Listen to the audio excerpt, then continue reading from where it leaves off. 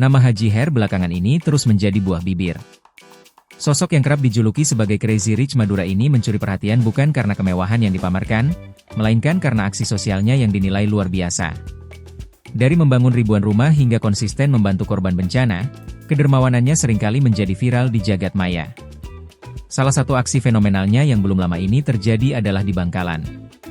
Melalui Satuan Pelayanan Pemenuhan Gizi, SPPG, yang dikelolanya, pria bernama lengkap Haji Hairul Umam ini membagikan uang tunai sebesar Rp50.000 di dalam ribuan ompreng program makan bergizi gratis, MBG, untuk para siswa.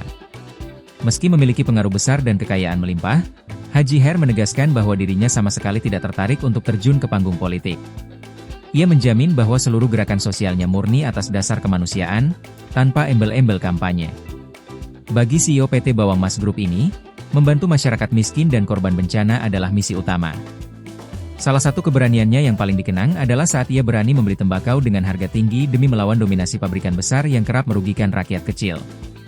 Terkait keterlibatannya dalam program makan bergizi gratis, ia mengaku tidak mencari keuntungan finansial. Saya tidak mengambil untung dalam pengelolaan dapur MBG. Justru hasilnya kita salurkan ke penerima, ujarnya. Ia bahkan berpesan ketat kepada timnya agar kualitas gizi makanan tidak boleh dikurangi sedikit pun demi kecerdasan anak bangsa. Menariknya, di balik statusnya sebagai pengusaha kelas kakap, Haji Her dikenal sangat bersahaja.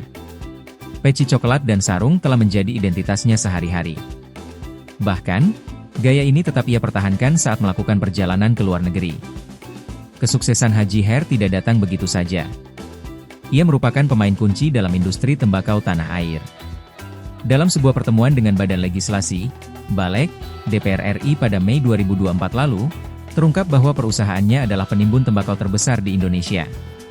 Selain sektor tembakau, gurita bisnisnya juga merambah ke dunia kuliner dan minuman melalui Bento Group Indonesia yang menaungi brand populer seperti Bento Kopi.